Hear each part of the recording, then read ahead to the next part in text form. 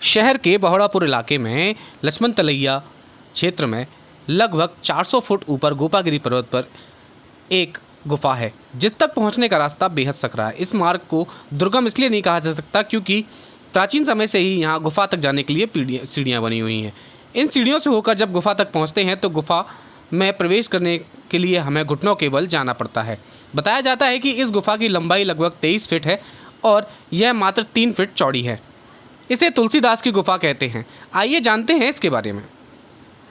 तुलसीदास की गुफा के नाम से है, जो हजारों वर्ष पुराना स्थान बताते हैं। ऊपर मंदिर जो है आप दर्शन करके देख के आए हैं और राजा महाराज समय से ही प्रसिद्ध सिद्ध स्थान है। जो महात्मा यहाँ पहले रहते रहे, तपस्या करते रहे, तो उन्हीं के समय राजा महाराजा के समय पर ये गुफा बनाई हुई है और शिव पंचायत मंदिर स्थापना की हुई है। और शिवलिंग पहले जमीन से प्रकट हुई है, और वहीं पर और स्थापना की हुई है।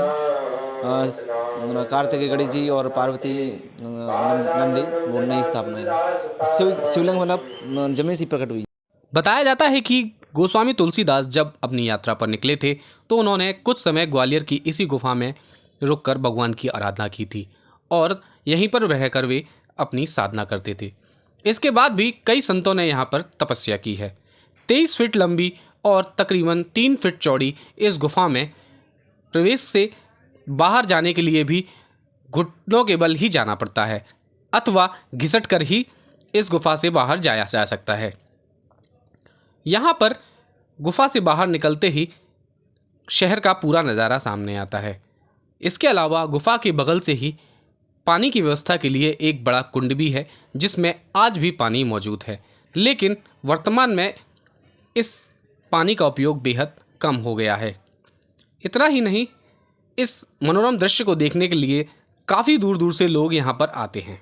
इतिहासकार माता प्रसाद शुक्ल ने बताया कि तत्कालीन समय में यह स्थल बेहद घने जंगल में परिवर्तित हुआ करता था। आबादी से काफ़ी दूर था और ग्वालियर के चारों तरफ भी पहाड़ियाँ मौजूद थीं जिनमें विभिन्न प्रकार की गुफाएं भी थीं। इन्हीं में से एक गुफा है जो गोस्वामी तुलसीदास की बताई जाती है। वे जब अपनी यात्रा पर यहाँ आए थे तो यहीं से होकर वे गुजरे थे और उन्होंने यहाँ पर रहकर तपस्या भी की थी। इसके साथ ही यहाँ पर भगवान शिव का मंदिर भी है जो कि स्वयंभू बताया जाता है। इतना ही नहीं, गुफा के नीचे उतरते ही कुछ नवीन मंदिरों का भी निर्माण कर दिया गया है जिसके चलते यह स्थान धार्मिक स्थल से कम नहीं लगता।